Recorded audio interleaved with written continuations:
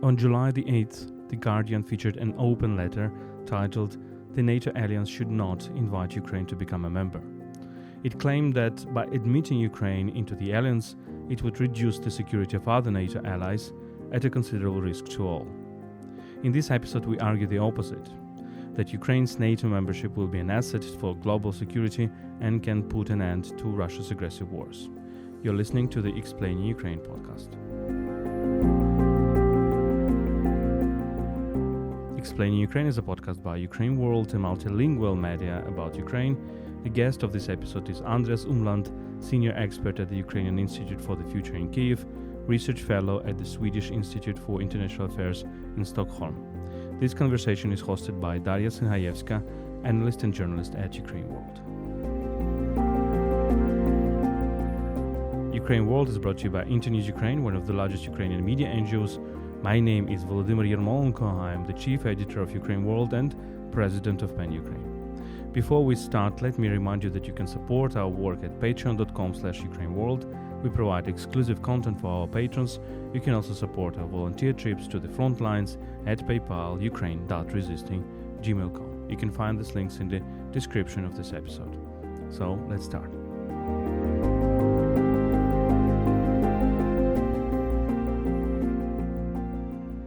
Dear Andreas, welcome and thank you for coming. Thanks for having me.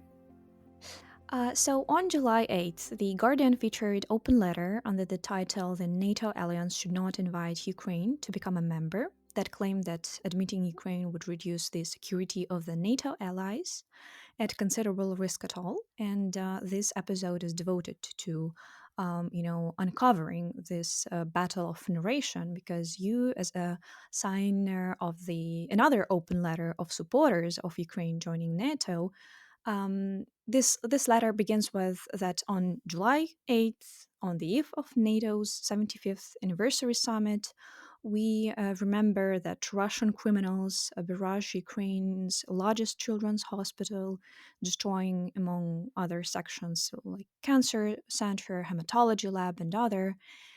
So amid this Russia's genocidal propaganda and war crimes, some people still wage talks on NATO expansion anxiety.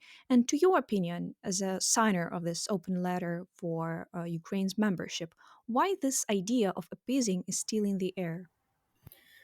I'm also surprised. I think it is simple fear, and it's also a result of Russia's psychological operations.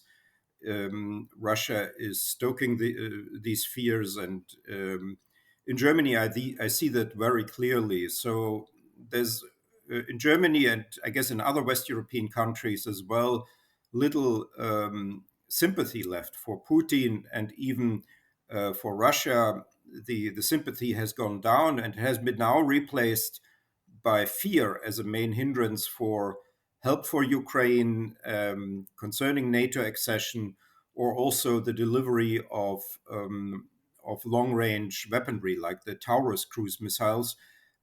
Although in general the population supports Ukraine, and I guess many in Western Europe would also support in principle a NATO membership of Ukraine, but they fear this escalation, the involvement of NATO directly into the war, although the historical record that we have speaks against that. So, for instance, the Baltic countries, especially Estonia and Latvia, they had a much more restrictive policy towards ethnic Russians on their territory than Ukraine. And there's a lot of antipathy in Moscow towards, let's say, Estonia. But Estonia is safe, in spite of the fact that Estonia has the largest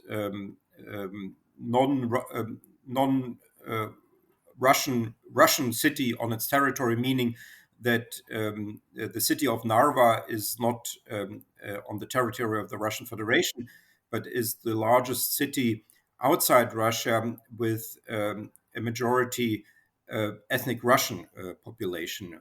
Some people think that this is Sevastopol, but that's actually not the case. Estonia has the largest such city, Narva, But Estonia is safe because it is in NATO, and the same would also go for Ukraine if it were in NATO. And the biggest mistake in the post-Cold War period, I think, that we made in East European, or you could argue European security policies, is that we left this gray zone between Russia and NATO, and all of the gray zone countries, Belarus, Moldova, Ukraine, Georgia, and Armenia, they are all either they are dependent on Russia and sort of controlled by Russia via such organizations as the Eurasian Economic Union or the Collective Security Treaty, uh, or they are invaded by Russia, like Moldova, Georgia, and Ukraine. And so this is a fundamental mistake in the construction of the post-Cold War security order, and it should be corrected. Otherwise, we will have more wars, more instability, and more risks for the entire European continent. Yes, I'm absolutely on this note with you because we already experienced this gray zone back in 2014 when all this started, because we had several agreements like Minsk 1, Minsk 2, providing for negotiations, but that didn't go well because of Russia's interest to coerce and the arsenal of its instruments, to coerce, to impose its will on others, is among other the terrorism, because just the event that we mentioned, the barrage of Ohmedit child care hospital, is one of this, because on the eve of the NATO summit, Russia tried to impose its will by force, by showing that if you continue this, it will only get worse. And it's already, like a pattern of its foreign policy. And the problem, I guess, with this wishful thinking is that Putin never takes a step back in case of Ukraine, and he always doubles down to impose his will in the end, using the asymmetry of interests. And another, to my mind, absurd thought of those against Ukraine's NATO membership is that the closer NATO comes to promising that Ukraine will join the alliance once the war ends, the greater the incentive for Russia to keep fighting the war. But we remember the fact that Ukraine is not a member of the alliance, has not stopped Russia's full scale aggression, and rejecting Ukraine would create an image of NATO as an alliance that fears Russia. And this thesis of signers of this open letter also states that if Ukraine were to join NATO, Russia would have reason to doubt the credibility of this alliance security guarantees. So, my question is, doesn't it mean that the malfunction of the alliance itself, if joining of a country threatens its sustainability? And what's your counter argument? Well, the behavior of Russia indicates that at least Russia takes NATO very seriously. And as I mentioned, the example of Estonia and Latvia, which have behaved towards their ethnic Russian minorities much more restrictive than Ukraine, which simply made ethnic Russians living on Ukrainian soil in 1991 Ukrainian citizens, and in the Baltic countries there were restrictions for those who moved to the Baltic countries after 1940. So the so Russia would have, I think, now, for instance, either invaded or occupied or the Baltic countries if it were not for NATO. Or remember the incident of 2015 when Turkey shot down a Russian fighter plane over Syria. Normally, Russia would answer such an action with at least an equivalent destruction of a, let's say, of a Turkish fighter plane, or it would actually bomb a Turkish airport or something like that. But Russia did nothing militarily. There was only some economic sanctions, and after a year, Turkey and Russia restored their relations. And the reason is simply that Turkey is a NATO member. Otherwise, I think there would have been a very harsh response by Russia, of course, against shooting down a Russian airplane. But Russia takes NATO very seriously. It would also take seriously a NATO that includes Ukraine, and we have also the example of Moldova for exactly 30 years now. Moldova in 1994 signed a treaty with Russia about the withdrawal of Russian troops from Moldova. And in the same year of 1994, Moldova adopted a new constitution where the Article 11 says that Moldova is a permanently neutral country, which excludes NATO accession. And also, Moldova forbids the presence of foreign troops on its territory. Which are also now the demands that many Western pacifists have to Ukraine, that Ukraine should also exclude NATO enlargement or accession and the presence of foreign troops on Ukrainian soil. So Moldova signed this treaty, adopted this constitution with excluding NATO membership, which is still valid today, the same constitution excluding presence of foreign troops. There were no weapons deliveries from the West to Moldova, no sanctions against Russia because of the intervention of Russian troops in 1992 in an inner Moldovan conflict. And basically, the whole program that the Western pacifists, including those who signed this letter against NATO, NATO's enlargement to Ukraine, everything was done by Moldova. The only problem is that the Russian troops are still there. Moldova is a divided country, a failed state, one of the poorest countries of Europe, and the fate of Moldova is still in the air. Yeah, so we've done everything already that the signatories of this letter have suggested, and other suggestions that the West should not give weapons to Ukraine or should cancel its sanctions against Russia. This has all been done already. We have already historical record for that. And it hasn't worked. On the contrary, it has encouraged Russia to intervene more. It has created the impression in Moscow that international law is not valid in the post-Soviet space. And then we got Georgia, and then we got Crimea, and then we got the Donbas, and now we have the largest war in Europe since 1945. So this is a manifestly failed strategy by the West to have this sort of timid approach towards these countries in the gray zone. And it has brought us exactly to this situation in which we are in now. And for some reason, these signatories of this letter in the Guardian did not react. Did not consider this record. And do you think that behind the fear of escalation, what they call it, there is also unwillingness to unblind towards the changing patterns, towards the changing narrations about Eastern Europe, not just just as a frontier of Western Europe, as a barrier against authoritarian regime, but also this unwillingness to consider that the reality is changing, that not only Ukrainian army becomes stronger and basically it needs weapons to support and to protect its nation and to maintain its sovereignty, but also this unwillingness to see the changing perspectives and unwillingness to see the changes both in narration and in reality itself.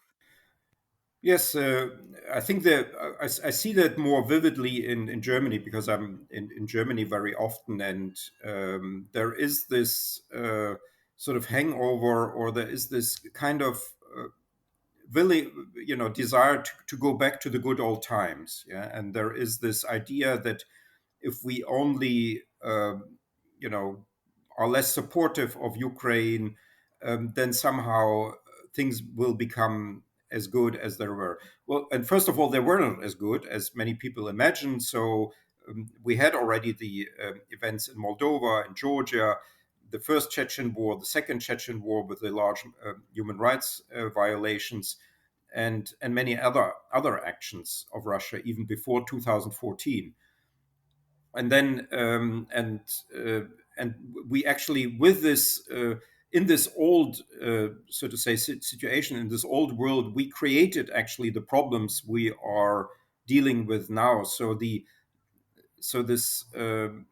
desire to go back to the good old days is actually also illogical, because the good old days were exactly those days that prepared us or that prepared the largest war in Europe since 1945. So yeah, in Germany, there's also, I don't know whether that goes for Britain. It was a letter signed by British personalities, but in Germany, there's also a big misunderstanding for the reasons of peace in Europe. And many think in Germany that the reason that Germany is in peace is because we Germans are so peaceful, and because we are so peaceful, the other countries are so peaceful to us and trade with us and are generally friendly to us.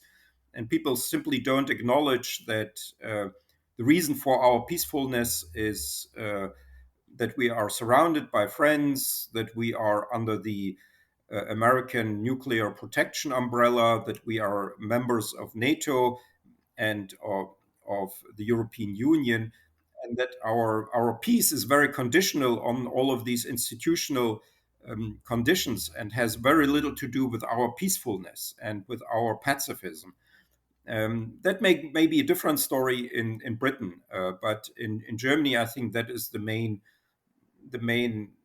misinterpretation of our own situation, which then leads to all these strange ideas. Let's trade with Russia again. Let's not enlarge NATO. Let's not give the Ukrainians weapons, because then, if we are peaceful, then if we don't deliver weapons and do not enlarge NATO, then somehow this will increase peace. And there's it's very difficult to argue against that, because people live almost in a parallel world, in a la la land, where they don't see uh, but they don't understand how world politics functions. hmm And what sparkled my mind when you just told about this idea of peacefulness and contextualization of this peace is that founding fathers of the European Union grounded this idea of that economic prosperity could secure this idea of peace, because trading countries, democratic countries do not wage wars, because it's basically not in their interests, and trying to make this common ground on economic prosperity, on human rights.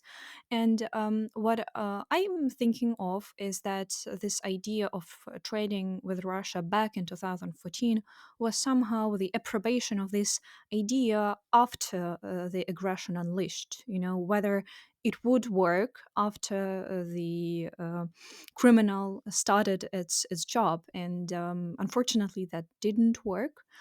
And backing to this idea of historical precedence, we all know about post war West Germany, and that it was admitted to NATO while the country was still divided and facing unresolved territorial issues. So many personalities think, why can't Ukraine follow this precedent? Because Ukraine will have sufficient time between the invitation and when it comes to a full membership, then Ukraine will have this time to regain control over its a full territory. And the basic argument is that including Ukraine under the control of the Ukrainian government in NATO would deter Russia from encroaching further and, well, presenting it as a fact to the Kremlin.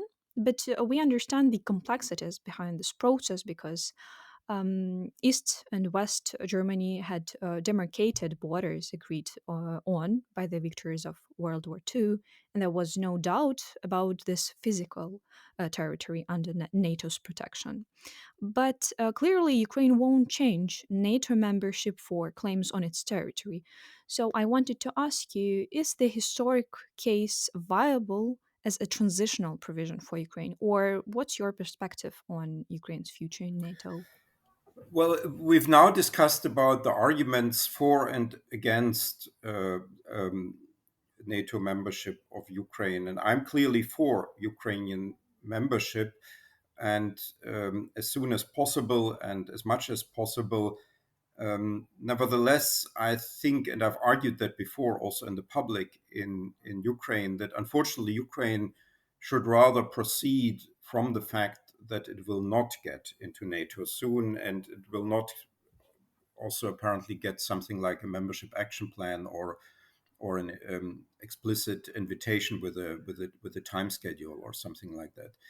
The reason for that being that NATO is not a supranational organization, but an intergovernmental organization, and the decision about NATO's enlargement has to be taken by full consensus of all the now 32 member countries in the North Atlantic Council. And even one country can block this decision. And my estimate is that this consensus is not visible. So, and I've even argued in public in Ukraine before that my calculation is that Ukraine will only become a NATO member when it does not need NATO membership anymore.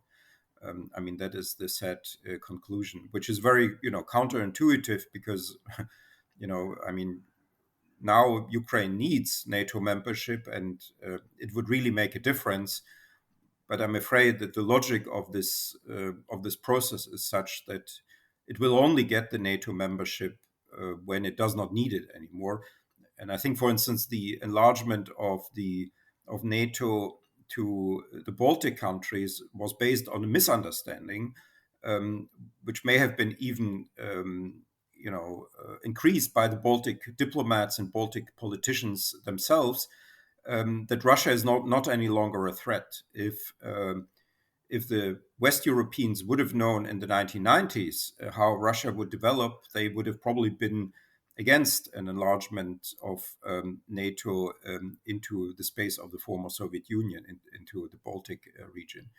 And so people thought this is inconsequential, that if we take in Estonia, Latvia, and Lithuania, and that's where we can take them. And I'm afraid it will be the same with Ukraine, that once people in Western Europe especially think it's inconsequential that we are taking in Ukraine, we will take it.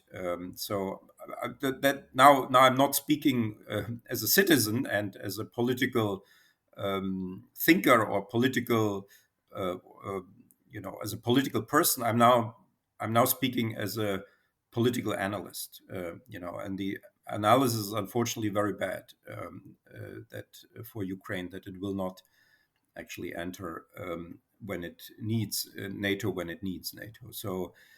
So that is my rather dark prospect, that is, of course, in contradiction in a way to what I said before, and also to me signing this letter. But I cannot sort of close my eyes in front of the,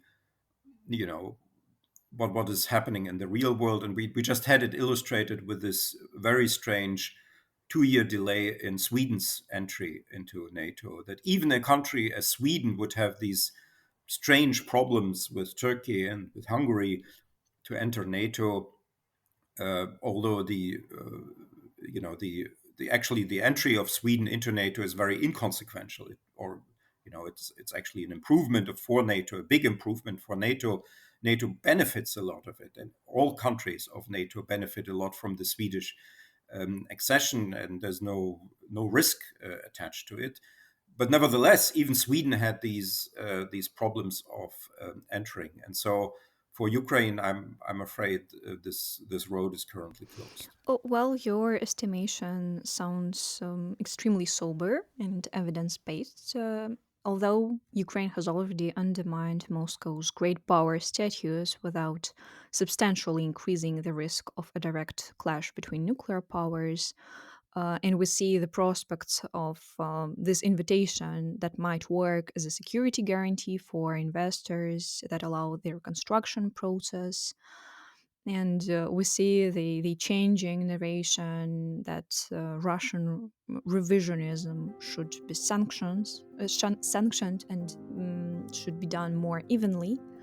But again, this prospect of joining after the urgent need is more sober in nowadays, unfortunately. In any case, thank you, Andreas, for joining us today. Thanks our listeners and supporters for listening. Stay strong with Ukraine. Thanks for having me. This was a podcast Explain Ukraine by UkraineWorld, a multilingual website about Ukraine. My name is Volodymyr Yermolenko. I'm a Ukrainian philosopher, chief editor of UkraineWorld, and president of PEN Ukraine. The guest of this episode was Andreas Umland, senior expert at the Ukrainian Institute for the Future in Kyiv, research fellow at the Swedish Institute for International Affairs in Stockholm. This conversation was hosted by Daria Synhaievska, analyst and journalist at UkraineWorld. Let me remind you that you can support our work at patreon.com/UkraineWorld. You can also support our volunteer trips to the frontline areas at PayPal, ukraine.resisting@gmail.com. You can find these links in the description of this episode. Stay with us and stand with Ukraine.